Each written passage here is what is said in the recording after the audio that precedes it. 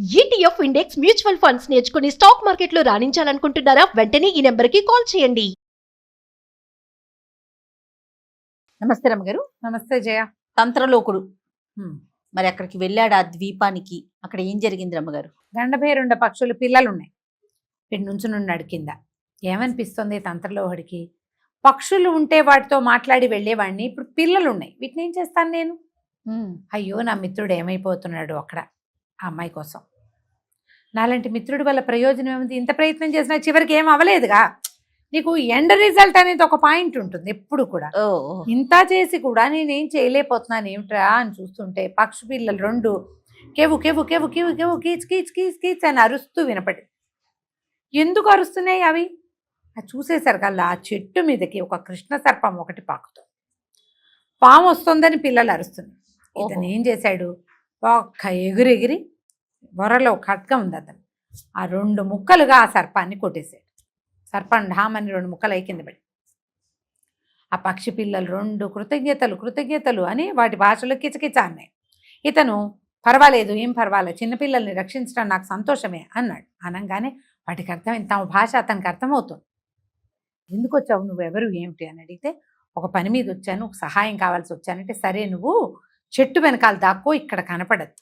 మా తల్లిదండ్రులు పైనుంచి వచ్చేటప్పుడు ఇక్కడ ఎవరైనా పరాయి వాళ్ళని చూస్తే వాళ్ళు తీవ్రంగా పరిగణిస్తారు, దాన్ని ప్రమాదంగా. వాళ్ళు ఏం చేసేస్తారు నిన్ను, అందుకని వాళ్ళకి కనపడద్దు, మేము పీల్చాక వద్దు కానీ అని చెప్పి. ఓకే. వీడు ఆ రామచిలకల దగ్గర నుంచి 4 ఇంకా ఎక్స్ట్రా పళ్ళు తెచ్చుకున్నాడు. ఆ పళ్ళు తింటూ అవతలగా ఉన్న ఒక చెట్టు కింద కూర్చున్నాడు. 1 గంట 2 గంటలు గడిచేసరికల్లా పెద్ద సుడిగాలిలాగా వస్తుంది గాలి. ఎందుకంటే ఈ గండభేరుండాలి పెద్ద పక్షులు 2-3 మనుషుల్ని అవలీలగా రెక్కల మీద కూర్చోబెట్టి తీసుకుపోగలిగేంత పెద్దవి ఉంటాయి అవి. వాటి వల్ల ఈ చెట్లన్నీ కదిలి సుడిగాలెళ్ళే వస్తుంది.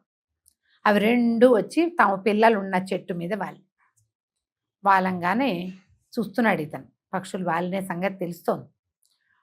పిల్లలు రెండు కెవ్వుకెవ్వమని అరుస్తూ గోలుగోలుని ఏడుస్తూ, ఇవాళ ఎంత ప్రమాదం తప్పిందో తెలుసా, ఇవాళ మీరు వెళ్ళిపోయారు, మీరు వెళ్ళాక ఎంతో ప్రమాదం తప్పింది అనేసరికి తల్లి పక్షి తండ్రి పక్షి ఆశ్చర్యపోయింది. ఏం జరిగిందంటే, కింద చూడండి అని చూపించింది. పక్షి పిల్లలు చూపిస్తే 2 ముక్కలుగా తెగి ఉన్న సర్పం కనపడేసరికి అలా ఆశ్చర్యపోయే పక్షులు. ఈ సర్పం ఎట్లా తెగిపడింది, ఎవరు ఈ పని చేశారు, ఏదైనా జంతువు చేస్తే ఇలా తెగదు అనేసరికి పక్షి పిల్లలు చెప్పాయి, ఎవరో ఒక మానవుడు మహానుభావుడు ఈ ప్రాంతానికి వచ్చాడు, మేము అరవటం చూసి ఈ సర్పాన్ని 2 తుండాలుగా నరికాడు అనగానే, ఎవరు అతను ఎక్కడున్నాడంటే, మేము పక్కన కూర్చోమన్నామని ఓ మానవ రా అని పిలిచి, ఈ తంత్రలోహుడు లేచి ఆ పక్షుల దగ్గరికి వెళ్ళేసరికి ఆ పక్షులు 2 చాలా కృతజ్ఞతలు చెప్పినాయి. మహానుభావ, నీ వల్ల మా పిల్లలు రక్షించబడ్డాయి. చాలా కాలం అయితే కానీ మా పిల్లలకి రెక్కలు రావు. ప్రతిరోజు మేము భయంతోటే వెళ్తాం ఇక్కడి నుంచి.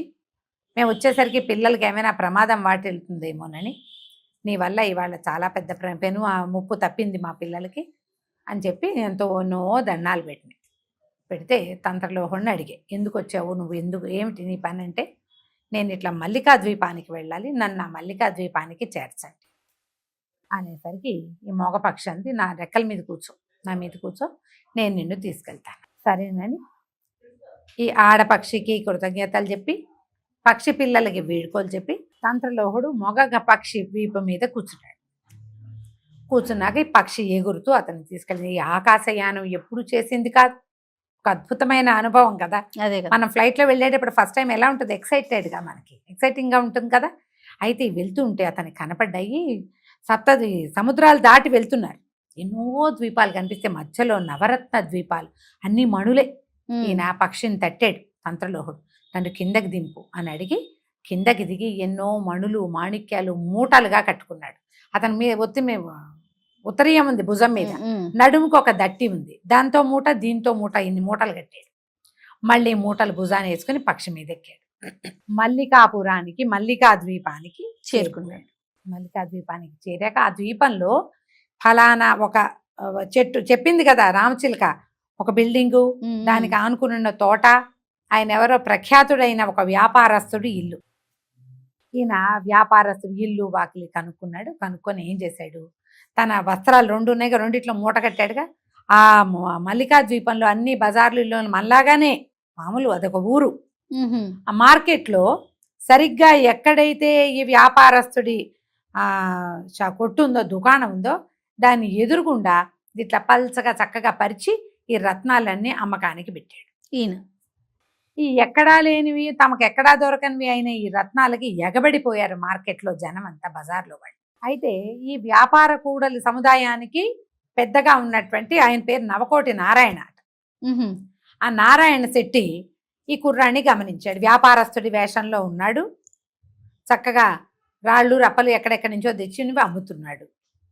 ఆయన అడిగాడు, నువ్వెవరు, ఏ ఊరు నుంచి వచ్చావు, ఇక్కడ వ్యాపారం చేయాలంటే మనకు కూడా ఇక్కడ రిజిస్ట్రేషన్ ఉండాలి కదా. అదే కదా. ఓ ఆ రోజుల్లో కూడా అనుమతి తీసుకోవాలి అనేసరికల్లా, నాకు తెలియదండి, నేను వేరే ఏదో ప్రాంతం నుంచి వచ్చాను, ఉన్నవి నేను తెచ్చినవి అమ్ముకుంటే నాకు ధనం వస్తుంది, దాంతో నేను ఇక్కడ స్థిరపడచ్చని భావించాను అనేసరికల్లా ఆయనకి కుర్రాడుగా ఉండి వినయంగా ఉండి మన దగ్గర ఎక్కడా దొరకని రాళ్ళని తేగలిగిన ఈ కుర్రాడి మీద ఆయనకు ఆసక్తి. ఆయన ఎంతో సరదాగా, అబ్బాయి నువ్వు ఇక్కడ ఉండు, మా ఊళ్ళో వ్యాపారం చేసుకుంది కానీ అనుమతి నేను ఇప్పిస్తాను అన్నాడు. ఈయన ఎవరు ఏమిటి కనుక్కుంటే, ఈయన నవకోటి నారాయణ అని, ఫలానా తను ఎవరిని చూడాలనుకుంటున్నాడు ఆయనే ఈయనని, ఈయనకు ఒక మహాద్భుత సౌందర్య రాశి అయినటువంటి పుత్రికా రత్నం ఉన్నదని తెలిసింది. బాగానే ఆయన ఏం చేశాడు, కుర్రాడు బాగున్నాడు, మన దగ్గరే ఎక్కడైనా ఉంచుకుంటే మనకు ఒక అందగత్తి అయిన పిల్ల ఉంది, ఆ పిల్లని ఇచ్చి విడికిచ్చి పెళ్లి చేసి మన దగ్గరే ఉంచుకోవచ్చు, ఈ వ్యాపారం అంతా మంది అవుతుందని, మా ఇంటి ఎదురుగుండా ఒక ఇల్లుంది, కావాలంటే నువ్వు అందులో ఉండొచ్చని కుర్రాన్ని అన్నాడు. అనేసరికి అబ్బెబ్బేమీ కాదండి, నేను సొంతంగా ఏర్పరచుకుంటాను, ఇప్పుడు నేను ఇన్ని రాళ్ళమ్మే నాకు గోళ్ళంత డబ్బు వచ్చింది, స్థలం చూపించండి నేను ఇల్లు ఏర్పరచుకుంటున్నాడు. ఆయన మా ఇంట్లో ఉండు అన్నాడు కానీ వాళ్ళ ఇంట్లో ఉండాలి. ఆయన ఏం చేశాడు, ముందు మా ఇంటికి రా, ఈ పూట భోజనం చేద్దు కానీ ఈ కుర్రాన్ని వెంబడి పెట్టుకు తీసుకెళ్ళాడు. తీసుకెళ్ళి కూతురుని చూపించాడు, భార్య అందరినీ చూపించగానే, కూతురు ఎవరు, సాక్షాత్తు అంబికా ఆలయంలో ఉన్నటువంటి విగ్రహమే ఈ కూతురు. ఆ కళాకారుడు అచ్చంగా దించేశాడు. ఆమెవే చక్కటి పగడాల్లాంటి గోళ్ళు, ఎంత అందగతో ఆ పిల్ల. ఈ అమ్మాయే మనకు కావాల్సిన అమ్మాయి, ఈ అమ్మాయిని వెంబడి పెట్టుకు వెళ్ళాలి. ఎట్లా ఆయన నువ్వు మా దగ్గరే ఉండొచ్చు అని అడిగాడు. అడిగితే నేను మీ దగ్గర ఉండనండి, ఏదైనా ఇల్లు కట్టుకుంటాను, కొనుక్కుంటాను, ఇలాంటివి చెప్పాడు. అదే చెప్పేసరికల్లా సరే బాగుందిగా, అమ్మాయికి అబ్బాయి కొంచెం నచ్చాడు, కుర్రాడిగా ఉన్నాడుగా, కొత్తగా ఉన్నాడు. సరే ఎదురుగుండా ఒక చక్కగా ఇల్లు ఏర్పరచుకున్నాడు, ఇల్లు స్థలం తీసుకున్నాడు, డబ్బులు వచ్చేసినాయి, బోళ్ళంత ధనం ఏర్పడింది వాడి దగ్గర. ఆ ఇల్లు చక్కగా కట్టాడు. ఏం చేశాడు, ఒక కనకుడితోటి తన ఇంటి నుంచి వ్యాపారస్తుడి ఇంటిల కిందకి ఒక సొరంగాన్ని ఏర్పరచుకున్నాడు. ఏర్పరచుకుని పోయి ఆ అమ్మాయితోటి పలకరించాడు. ఆ సొరంగం అమ్మాయి ఆశ్చర్యపోయింది, సంతోషం వచ్చింది. వచ్చేసరికల్లా సరే ఆ అమ్మాయి కొంచెం సరదా పడింది ఇతన్ని చూసి, ఆయనతో స్నేహంగా ఉండొచ్చు అని అనుకో. అప్పుడు ఏం చెప్పాడు, అమ్మా కాదు, నేను ఒక ప్రత్యేకమైన పని మీద వచ్చాను, కాగల కథ అంతా నేను నడుపుతా అనేసరికి, అలాగే నువ్వు నాకు నచ్చేవంది. కాదమ్మా అట్లా నచ్చానని అనద్దు, నేను నా మిత్రుడి కోసం ఈ ప్రయత్నం చేస్తున్నాను. నా మిత్రుడు రాకుమారుడు, పల్లవపురానికి కాబోయే రాజు, నువ్వు అతని పట్టమహిషివి కావచ్చు, నన్ను నీ సోదరుడుగా భావించు. ఓహో చెప్పేశాడు. చెప్పేసరికి సరే అమ్మాయి ఒప్పుకుంది. తన ఇంట్లో తను ఈ లోపల కింద నుంచి సొరంగం ఏర్పరిచాడు కదా, ఈ మొత్తం ఇల్లు గృహప్రవేశం అది అయ్యాక ఈయన ఏం చెప్పాడు, ఈ కుర్రాడు చెప్పాడు, గృహప్రవేశానికి ముందే చెప్పాడు, నేను వివాహితుణ్ణి, నా భార్యని పిలిపించుకుంటాను, మా భార్య కూడా వస్తుంది, అందుకని నేను మీ ఇంట్లో ఉండను, నాకు వేరే ఇల్లు కావాలని అడిగింది, నేను ఒక్కడే అనుకుంటే మీ ఇంట్లో ఉండొచ్చు అనేసరికి నారాయణ శెట్టికి ఏమనిపించింది, అయ్యో వీడికి పెళ్ళి అయిపోయిందా, మన పిల్లనిచ్చి పెళ్లి చేద్దాం అనుకున్నామే అనుకున్నాడు కానీ ఇంకా ఊరుకున్నారు. రకరకాల వస్తువు సామాగ్రి అంతా చేర్పించాడు, ఇల్లంతా చక్కగా రెడీ చేయించాక గృహప్రవేశము మీరందరూ సకుటుంబ పరివార సమేతంగా అందరూ రండి అన్నాడు. సరే నారాయణ శెట్టి గారు ఇంట్లో వాళ్ళందరికీ, బంధువర్గానికి అందరికీ చెప్పాడు, మన ఎదురుగుండా కొత్తగా ఇల్లు కట్టుకున్న తంత్రలోహుడికి గృహప్రవేశము రమ్మన్నాడని అందరికీ చెప్పాడు. ఆయనకి ఎవరు చుట్టాలు లేరు, తంత్రలోహుడు ఒంటరిగాడు, అవును, మీ చుట్టాలే మా చుట్టాలు అన్నాడు. సరే ఏం చేశాడు, ఈ మన రుక్మిణికి ఈ పెళ్లి, ఈ అమ్మాయి పేరు ఏంటంటే ఈ నారాయణ శెట్టి గారి కూతురు పేరు రుక్మిణి. అమ్మడు నువ్వు చక్కగా మీ నాన్న పిలుస్తాడు ఫంక్షన్కి వెళ్దాం రమ్మని, తలనొప్పిగా ఉందని మానే, నువ్వు ఈ ఇది ఉందిగా మన సొరంగంలో నుంచి వచ్చేసి ఇక్కడ నా భార్యగా కనపడు వీళ్ళందరికీ అని చెప్పాడు. సరే ఫంక్షన్ వచ్చింది, తెల్లవారింది, వీళ్ళింటికి భోజనానికి వెళ్ళాలి. నారాయణ శెట్టి గారు చుట్టాల పక్కలందరికీ చెప్పాడుగా, మనమే వీడి ఫంక్షన్ని సుసంపన్నం చెయ్యాలి, గృహప్రవేశం మహోత్సవాన్ని అని అందరికీ చెప్పాడు. ఆయన బావమరుదులు వారావీర అంతా వచ్చారు. ఏముంది వాళ్ళ ఇంట్లో ఫంక్షన్కి వెళ్ళి భోజనం చేసి వస్తాం. ఈ కుమార్తెను కూడా అమ్మాయి తయారవ్వమంటే అబ్బో పొద్దు నుంచి నాకు వాంతులు అవుతున్నాయి, నాకేమో తలకాయ నొప్పిగా ఉంది, తల గుడ్డ కట్టుకుని ఉన్నాను నాన్న, ఈ అవతారంతో నేనేమొస్తాను, మీరంతా వెళ్ళండి. పిల్లని విడిచిపెట్టి వీళ్ళు వెళ్ళారు. భార్య భర్త చుట్టం పక్కన వచ్చిన వాళ్ళందరూ వెళ్ళేసరికల్లా ఇతను ఏం చేశాడు, చక్కటి చీరలు ఏవో తెప్పించి ఈ రుక్మిణికి ఇచ్చాడు. ఆ అమ్మాయి దగ్గర ఉన్న చీర కాదు, చాలా బహు అందమైన వస్త్రం తెప్పించాడు. కొన్ని బట్టలు తెప్పించి ఉంచాడు అనమాట. ఆ పిల్ల చక్కగా వస్త్రం కట్టుకుని గృహప్రవేశంలో పాల్గొంది. దూరం నుంచి ఇప్పుడు పెళ్లి కూతురు ఎవరు, అతని భార్య గబాలను వెళ్ళి మొహంలోకి ఎవరు చూస్తారు, కానీ దూరం నుంచి చూసి ఇదేమిటి మన పిల్లల్లే ఉంది అనుకుంటున్నాడు ఈయన, కూతురల్లేనే ఉందని. బావమరుదులు వాళ్ళు అన్నారు మన పిల్ల మన ఇంట్లోనే ఉంది, ఏదో అతని భార్య కాస్త పోతుంది, మన పిల్ల పోలికలో ఉన్నట్టుంది, అదేదో వస్త్రం వెరైటీగా కట్టుకుంది, మన పిల్లేం కాదు బావా అన్నాడు బావమరిది. అన్నాక 2 సార్లు 3 సార్లు వేసరికి తన కూతురే అనిపించడం మొదలుపెట్టింది. అమ్మాయి అటు ఇటు తిరిగి అందరితోటి మాట్లాడుతోంది. ఈ నారాయణ శెట్టి గారి కూతురు అందగత్తని చుట్టుపక్కల చుట్టాలందరికీ చాలా మందికి తెలుసు, కానీ ఆ పిల్లని మొహంలో మొహం పెట్టి చూసిన వాళ్ళు ఎవరూ లేరు అక్కడ. అదే కొంతమందికి తెలుసు, కానీ ఈ అలంకారము, ఈ వస్తువు, ఈ చీరలతోటి కాస్త పోలిగ్గా ఉన్నది. పైగా ఇక్కడ భారీగా నటిస్తుంది, కొంచెం వందనంగా నడుస్తుంది, మామూలుగా చెంగుమని నడిచే పిల్ల. అయితే బావమరిది అన్నాడు, బావా ఓ పని చేస్తా, నేను అలా పక్క నుంచి వెళ్ళి అమ్మాయి కూర్చుంది కదా, ఈ నేతిగిన్న చేత్తో పుచ్చుకుని వెళ్ళినట్టు వెళ్ళి కోక మీద వలకపోసేస్తాను చీర మీద. ఇప్పుడు మన ఇంటికి వెళ్ళాక ఒకవేళ మన అమ్మాయే అనుకో, ఆ కట్టిన చీర నేతి వాసన వస్తుందో లేదో చూస్తే సరిపోదు. ఓకే అనేసరికి సరేనా ఏం చేశాడు ఈ మావయ్య, ఈ పిల్ల మేనమామ నేతిగిన్న పుచ్చుకుని, నేతి జారీ ఉంటుందిగా భోజనాల్లో వడ్డంలో, నెయ్యి పోసాడు. చీర తడిసింది నేతి కొద్దిగా ఒక పక్కన. కానీ వీడున్నాడు తంత్రలోహుడు, మంత్రి గారు అబ్బాయి కదా, పిచ్చ తెలివి. ఫంక్షన్ పూర్తయింది, ఎవరి దారిన వాళ్ళు జనాలు బయటికి వెళ్తుంటే, అమ్మా నువ్వు ఇంకా విశ్రాంతి తీసుకోమని భార్యని లోపలికి పంపించాడు. ఈ రుక్మిణి పంపించి వెళ్ళేటప్పుడు ఏం చెప్పాడంటే, ఇలాంటిదే ఇంకో వస్త్రం ఉంది, మా పద్ధతిలో కాకుండా మీ పద్ధతిలో కట్టుకో, ఈ చీర ఇక్కడే దిగవిడిచి వెళ్ళిపోమన్నాడు. ఓహో, నేతి వాసన రాకుండా. ఆ అమ్మాయి ఏం చేసింది, ఆ చీర అక్కడ విడిచేసి వేరే చీర, అదే రంగు చీర కట్టుకుని ఇంటికి వెళ్ళి పడుకుంది. ఈ అమ్మాయి ఏమో సొరంగంలో నుంచి వెళ్ళిపోయింది. వీళ్ళందరూ ఈ బయట అందరికీ బాయ్ చెప్పి అవి చెప్పి ఇవి చెప్పి, తండ్రి చుట్టాలు అంతా తమ ఇంట్లోకి వచ్చి లోపల గదుల్లోకి వచ్చేసరికి పిల్ల తల గుడ్డ కట్టుకుంది. చీర కొంచెం అటు ఇటుగా అదే రంగు చీరగానే కనపడుతుంది. ఈయన ఏమన్నాడు నారాయణ, అమ్మాయి ఎవరో వచ్చారు పెద్దవాళ్ళు, వాళ్ళతోటి నీ జాతకం చెప్పిస్తాను, వస్త్రం చూసి చెప్తారట, కట్టుకున్న చీర విడిచి ఇవ్వమ్మా అన్నాడు. ఓహో సరే నాన్న అని పిల్ల ఏం చేసింది, కట్టుకున్న చీర విడిచి మడతపెట్టి ఆయన చేతిలో పెట్టి ఇంకో చీర కట్టుకుని ఆ చీర మడిచి వచ్చింది.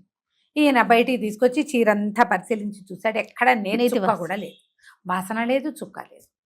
సో మన పిల్లే, అతని భార్య. ఎవరైనా వెళ్ళినప్పుడల్లా అమ్మాయి వచ్చి కనపడుతుంది. కొద్ది రోజులు గడిచాక ఏమైంది, ఒకనాడు ఈయన ఏం చెప్పాడంటే, మా అత్తవారిని నుంచి కబురు వచ్చిందండి, మేము మా ఊరు వెళ్ళొస్తాము అని చెప్పాడు. ఈడికి నవకోట నారాయణ గారికి. నారాయణ గారు, అయ్యో అలాగానైనా, అయ్యో మీ పిల్ల మీరు చక్కగా ఎదురుకుండా ఉన్నావు, బోళ్ళంత వ్యాపారం చేస్తున్నావు, ఎంతో స్నేహంగా ఉన్నావు, రోజు మన ఇద్దరం కబుర్లు చెప్పుకునేవాళ్ళం, సరేలే వెళ్ళిరండి అన్నాడు. ఈ మొట్టమొదటి గండభైరుండం ఏం చేసింది, ఇతనికి తను వెళ్ళిపోతూ ఒక ఈక ఇచ్చింది. ఈ ఈకకి ధూపం వేసి నన్ను తలుచుకుంటే నేను నీకు మళ్ళీ వస్తాను అని. గండభైరుండం ఈక దాచిపెట్టుకున్నాడు అతను. ఓహో సరే ఏమైంది, ఈ అమ్మాయికి రుక్మిణికి చెప్పాడు, చల్లగా నువ్వు బయలుదేరి వచ్చేయమ్మా నాతోటంటే, ఆ అమ్మాయి తయారైపోయింది.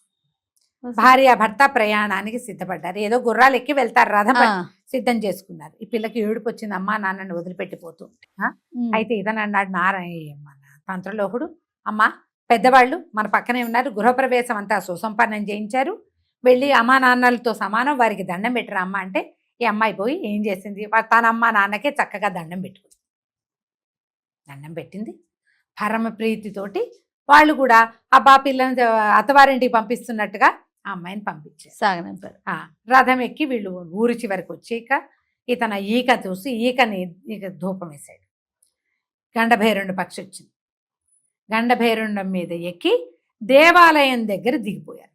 అబ్బా. ఈ మన రాజుగారి అబ్బాయి దేవాలయంలో కూర్చుని ఉన్నాడు. ఈ అమ్మాయి ఏం చెప్పాడంటే, అమ్మా నేను బయటే ఉంటా, నువ్వేమో లోపలికి ఆ విగ్రహం వెనకాల నుంచు. రాజుగారి అబ్బాయిని ఆ విగ్రహాన్ని చూసి మాట్లాడుతుంటాడు కదా, సమయంలో బయటికి రా, నువ్వు ఎట్లా వచ్చావని అడుగుతాడు. నేనే తీసుకొచ్చానని చెప్పు, కానీ ప్రమాదవశాత్తు నేను చనిపోయానని చెప్పు. ఎందుకంటే రాకుమారుడికి ఇప్పుడు నేను ఇంత ప్రేమతో, రాకుమారుడి మీద ప్రేమతో ఇంత ప్రయత్నం చేసి నిన్ను తీసుకొచ్చా, ఆయనకి నా మీద కూడా అంత ప్రేమ ఉందో లేదో నాకు తెలుసుకోవాలని ఉందని చెప్పాడు. సరే అమ్మాయి పోయి వెళ్ళి నుంచు. రాకుమారుడు చూశాడు, ఎంత చేతులు పుచ్చుకున్నాడు. స్వప్న సుందరివి నువ్వు, ఈ శిల్ప సుందరివి, ఇట్లా ఇలా ఎలా వచ్చేసావు అంటే, మీ స్నేహితుడైన తంత్రలోహుడే నన్ను ఇక్కడికి తెచ్చాడు. ఏంటి అంత ప్రయత్నం చేశాడా నీకోసం, ఎట్లా తెచ్చాడు అంటే ఈమెది గబగబా చెప్పింది, ఇట్లా ఇట్లా చేసి నన్ను తీసుకొచ్చాడు. తంత్రలోహుడేడి అన్నాడు. ఆయన వచ్చేటప్పుడు పక్షి మించి పడిపోయి మరణించాడండి. ఆనంగానే రాజకుమారుడు నిర్ఘాంతపోయాడు. ఏం చచ్చిపోయాడా తంత్రలోహుడు? వాడు వస్తాడని, నిన్ను నా కోసం తెచ్చిస్తాడని ముందు నిన్ను కౌగలించుకుని తర్వాత తంత్రలోహుడిని కౌగలించుకుందామని అనుకున్నానే. నన్ను కావలించుకోవడానికి నా స్నేహితుడు లేడా? చిన్నప్పటి నుంచి మేమిద్దరం కలిసే ఉన్నాం. తంత్రలోహుడు లేని ప్రాణం ఎందుకు అని డొక్కల్లో పిడిబాకు ఒకటి తీసి ఠకీమని పొడి చేసుకున్నాడు రాజకుమారుడు. అయ్యో, పడిపోయాడు నేల మీద. పడిపోగానే ఈ అమ్మాయి ఆశ్చర్యపోయింది. ఇంత ప్రేమ, ఇంత స్నేహమా? అయ్యో, ఇంత ప్రేమించే వాడితోటి, స్నేహం కలిగిన వాడితోటి కలిసి ఇంత దూరం వచ్చి అంత స్నేహము కలిగిన వాడితోటి జీవితం పంచుకునే అవకాశం లేకుండా పోయిందే. ఇతని కోసం తేబడ్డాను, నేనే రకంగా వెనక్కెళ్ళను. అతడేమో సోదర సమానుడైపోయాడని ఆ అమ్మాయి ఆ కత్తి తీసుకుని తను పొడుచుకొని చచ్చిపోయాడు. బాగుంది. ఎప్పటికీ రాజకుమార్తె అమ్మాయి పేరు రుక్మిణి బయటికి రాలేదు, రాజకుమారుడు బయటికి రాలేదని తంత్రలోహుడు లోపలికి వచ్చాడు. ఈ చచ్చిపడి ఉన్న రాకుమారుణ్ణి రుక్మిణిని చూసేసరికి నిర్ఘాంతపోయాడు. ఇంత ప్రయత్నం చేశానే, ఇదంతా వృధాయేనా? పరమ దుఃఖంతో చచ్చిపడి ఉన్న తన మిత్రుణ్ణి చూసి తను కాపాడి, అంటే తను ఎంత శ్రమపడి తీసుకొచ్చిన రుక్మిణి మృతకాళేబరాన్ని చూసేసరికల్లా ఆగలేక తంత్రలోహుడు కూడా పొడుచుకుని చచ్చిపోయాడు. ఈ పొడుచుకుని చచ్చిపోయిన 10 నిమిషాలకి పురోహితుడు వచ్చాడు. శిల్పసుందరి స్వరూపంలో నేల మీద చచ్చిపడి ఉన్న ఆ మృతకళేబరాన్ని చూసి పక్కన చచ్చిపడి ఉన్న రాకుమారుడిని రోజు చూస్తున్నాడు. ఎన్ని రోజుల్లో గడిచింది, అవును, రాకుమారుడు చచ్చిపోయాడు.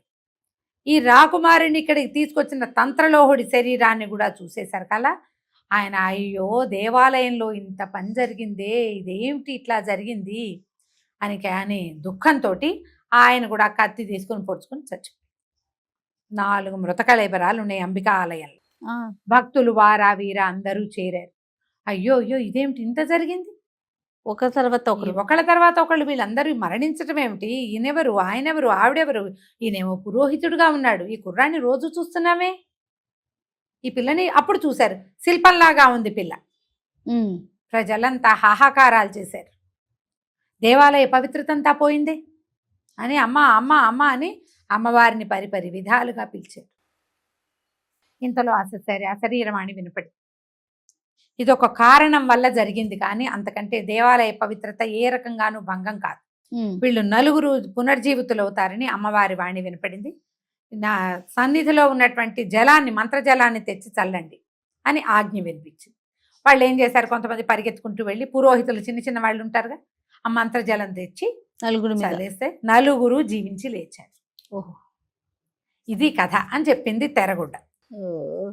చెప్పాక అడిగింది, ఓ రాజా, ఇంత కథ విన్నావు కదా, వీళ్లలో అత్యద్భుతమైన విశేషమైన మరణం ఎవరిది, ఆశ్చర్యకరమైనది, అచ్చెరువు కలిగించే మరణం ఎవరిది అంటే విక్రమార్కుడికి తెలియని పజిల్సా, కానీ ఆయనకి ఆ అమ్మాయిని మాట్లాడించాలని ఉంది. ఓకే. అందుకని ఏమన్నాడు, రాజుకి తెలిసి కూడా ఆయన ఏమన్నాడంటే, లోహతంత్రుడు మంత్రి కుమారుడు ఉన్నాడు కదా, అతందే విచిత్రమైన మరణం అనగానే ఈ రాజకుమార్ అమ్మాయి వింటోంది కదా, రాకుమార్తె కథలో లీనమైపోయింది. పలకని పడతి ఆవిడ అట్లాగే వింటోంది కథ. ఏమిటి మీకు అంత మాత్రం తెలియలేదా అన్నది. తెలియలేదు నీకు? లోహతంత్రుడు రాజకుమారుడు అంటే పరమప్రీతితో చచ్చిపోయాడు. అదేమి అచ్చెరువు ఆశ్చర్యం కలిగించేది కాదు. ఆశ్చర్యం కలిగించే మరణం ఇక్కడ పురోహితుడు. స్నేహితుడు చనిపోయాడని రాకుమారుడు చనిపోయాడు సహజం. కాబోయే భర్త తనని వలచిన వాడు చనిపోయాడని రాకుమార్తె చనిపోయింది సహజం. తను ఇంత ప్రయత్నం చేశాను, ఆ అమ్మాయి చచ్చిపోయింది, తన స్నేహితుడు పోయాడని దుఃఖంతో లోహతంత్రుడు పోయాడు, అది సహజం. ఎవరి మరణాన్నో చూసి కదిలిపోయి మరణించిన వాడిదే అచ్చెరు వందించే మరణం, అది కూడా తెలీదా ఆనంగానే రాజుగారు పక్క నవ్వాడు విక్రమార్కుడు. అబ్బా తెరగుడ్డా, నువ్వు ఎంత తెలివిగల దానివే, పలకని పడతని పలికించావే నువ్వు. మొత్తానికి మాటలాడని బొమ్మ 4 మాటలు మాట్లాడింది. అయ్యిందిగా, ఓసారి మాట్లాడినట్టే ముచ్చటగా మాట్లాడాలి. ఒక మాట అయ్యింది, తర్వాత మాట ఎట్లా మాట్లాడుతుందో చూద్దాం అనేసరికి మాట్లాడేసింది అమ్మాయి రాకుమార్తె. చటుక నోరు మూసుకుని ఉండిపోయింది. ఓకే. దీని తర్వాత మళ్ళీ మాట్లాడించగలిగాడా? ఒక మాట చాలదు. ఓసారి మాట్లాడితే మాట్లాడుకున్నట్టు కాదు, 2-3 మాటలు మాట్లాడుకుంటే కదా మాట్లాడుకున్నట్టు. ఆ రెండోసారి మాట్లాడించడానికి మన విక్రమార్కుడు ఏం చేశాడో మనం తరువాయి భాగంలో తెలుసుకుందాం. ఎంత బాగున్నాయో రమ్మగారు, ఈ సిరీస్ మాత్రం చాలా చాలా బాగుంది. అవును. నమస్తే అండి. నమస్తే జయ.